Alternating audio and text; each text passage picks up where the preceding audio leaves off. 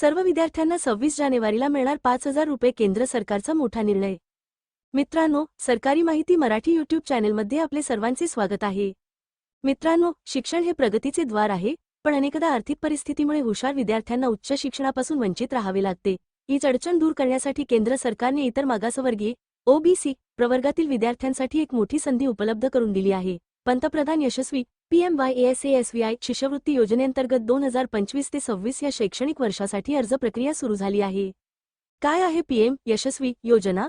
यशस्वी योजना हा केंद्र सरकारचा एक महत्त्वाकांक्षी उपक्रम आहे, ज्याचा उद्देश आर्थिकदृष्ट्या दुर्बळ असलेल्या ओबीसी आणि इतर मागास प्रवर्गातील विद्यार्थ्यांना शिक्षणाच्या मुख्य प्रवाहात आणणे आहे. या योजनेमुळे विद्यार्थ्यांचे शाळा अनुपस्थितीचे प्रमाण कमी होऊन त्यांना उच्च शिक्षण घेण्यासाठी प्रोत्साहन मिळेल.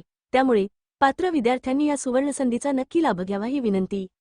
इयत्ता 4थीच्या विद्यार्थ्यांना 5,000 तर 7वीच्या विद्यार्थ्यांना 7,500ची शिष्यवृत्ती मिळणार. कधीपासून होणार लागू? पूर्व उच्च प्राथमिक शिष्यवृत्ती परीक्षा आणि पूर्व माध्यमिक शिष्यवृत्ती परीक्षेचा स्तर इयत्ता 5वी ऐवजी 4थी आणि इयत्ता 8वी ऐवजी इयत्ता 7वीमध्ये करण्यास केंद्र शासनाच्या आदेशानुसार राज्य शासनाने देखील मान्यता दिली आहे. या निर्णयाची अंमलबजावणी 2025 ते 26 या शैक्षणिक सत्रापासून होणार आहे. या निर्णयाचे पालकांनी स्वागत केले असून त्यांची आर्थिक चिंता थोडीफार बदलणार आहे. त्यामुळे ग्रामीण भागातील विद्यार्थ्यांचा सहभाग वाढून त्यांच्या शैक्षणिक गुणवत्तेतही सुधारणा होईल, असा विश्वास शिक्षण खात्याने व्यक्त केला आहे.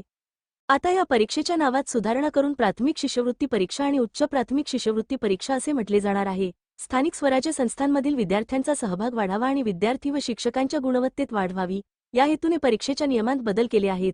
ग्रामीण व शहरी भागातील विद्यार्थ्यांना याचा नक्कीच लाभ होणार आहे व त्यांच्या पालकांची आर्थिक चिंता कमी होणार आहे. राज्यभरातील विद्यार्थ्यांसाठी ही शिष्यवृत्ती परीक्षा घेतली जाणार असून 4थीतील विद्यार्थ्यांना 5,000 आणि 7वीतील विद्यार्थ्यांना 7,500 रुपयांची शिष्यवृत्ती देण्यात येणार आहे. कशामुळे केला बदल? पूर्वी 5वी आणि 8वीमध्ये परीक्षा घेतल्याने अभ्यासक्रम बदलामुळे विद्यार्थ्यांना अडचण येत होती. ही परीक्षा आता 4थी व 7वीसाठी करण्यात आली आहे. कधीपासून होणार लागू? नवीन सुधारित शिष्यवृत्ती रचना 2025 ते 26 या शैक्षणिक सत्रापासून अंमलात येईल. त्यानुसार पुढील सत्रातील परीक्षांसाठीचे वेळापत्रक शिक्षण विभाग लवकरच जाहीर करणार आहे. शिष्यवृत्तीसाठी पात्रता आणि अटी काय? 1. शासनमान्य शाळांमधील सर्व विद्यार्थी पात्र असतील. 2. विद्यार्थ्यांनी मागील वर्षातील सर्व विषयांत समाधानकारक गुण मिळवलेले असावेत. 3. ग्रामीण व शहरी भागातील सर्व शाळांना या योजनेचा लाभ घेता येईल. 4. प्रत्येक तालुक्यातून निवडक संख्येने मेरिटनुसार विद्यार्थी निवडले जाणार आहे. यंदा कोणत्या वर्गाच्या विद्यार्थ्यांना परीक्षेला बसता येणार? 2025 ते 26 मध्ये होणाऱ्या शिष्यवृत्ती परीक्षेला चालू शैक्षणिक वर्षातील इयत्ता 5वी आणि इयत्ता 8वीतील विद्यार्थ्यांना बसता येईल. पुढील वर्षापासून अनुक्रमे 4थी व 7वीसाठी हा नियम लागू राहील. कोणत्या वर्गासाठी किती शिष्यवृत्ती? 4थी विद्यार्थ्यांना 5,000 रुपये आणि 7वीच्या विद्यार्थ्यांना 7,500 रुपये शिष्यवृत्ती दिली जाणार आहे. मुलींसाठी आणि ग्रामीण भागातील विद्यार्थ्यांसाठी विशेष प्रोत्साहन घटक विचारात घेतला जाईल. केव्हा होणार परीक्षा? शिष्यवृत्ती परीक्षा दरवर्षी फेब्रुवारीत घेण्यात येते.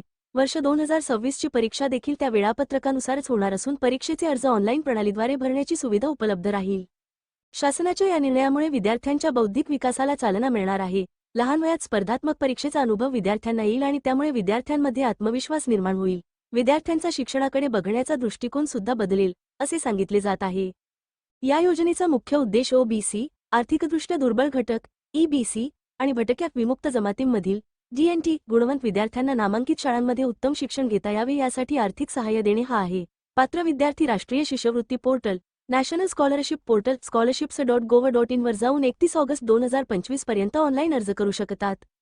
किती मिळणार आर्थिक मदत? या योजनेअंतर्गत निवड झालेल्या विद्यार्थ्यांना त्यांच्या शैक्षणिक गरजेनुसार भरीव आर्थिक मदत दिली जाणार आहे. शिष्यवृत्तीची संपूर्ण रक्कम थेट लाभ हस्तांतरण डायरेक्ट बेनिफिट ट्रान्सफर DBT प्रणालीद्वारे विद्यार्थ्यांच्या आधार कार्डशी जोडलेल्या बँक खात्यात जमा केली जाईल. यामुळे ही प्रक्रिया अत्यंत वेगवान आणि पारदर्शक होणार आहे. अर्ज कसा करायचा? अर्ज करण्याची प्रक्रिया पूर्णपणे ऑनलाईन आणि आधार क्रमांक आधारित आहे. सर्वात आधी गुगल प्ले स्टोअरवरून NSPOTR हे ॲप डाउनलोड करा. या ॲपद्वारे आधार आधारित फेस ऑथेंटिकेशन चेहऱ्याची ओळख प्रक्रिया पूर्ण करा. वन टाइम रजिस्ट्रेशन OTR क्रमांक मिळवण्यासाठी हे आवश्यक आहे. ही प्रक्रिया पूर्ण करण्यासाठी तुमच्या आधार कार्डशी लिंक असलेला मोबाईल क्रमांक वापरा. जर विद्यार्थी अल्पवयीन असेल आणि त्याचे स्वतःचे आधार कार्ड नसेल तर पालकांच्या आधार कार्डचा वापर करता येईल. एकदा OTR वन टाइम रजिस्ट्रेशन क्रमांक तयार झाल्यावर scholarships.gov.in या अधिकृत वेबसाईटवर लॉग इन करा आणि शिष्यवृत्तीचा अर्ज काळजीपूर्वक भरा. मित्रांनो, आपणास हा व्हिडिओ उपयुक्त आणि महत्त्वाचा वाटला असेल तर लाईक करा, इतर विद्यार्थ्यांच्या पालकांना शेअर करा आणि असेच महत्त्वाचे व्हिडिओज लवकर पाहण्यासाठी आमच्या चॅनलला सबस्क्राईब करा. चला तर भेटूया पुढील व्हिडिओमध्ये. तोपर्यंत जय हिंद, जय महाराष्ट्र.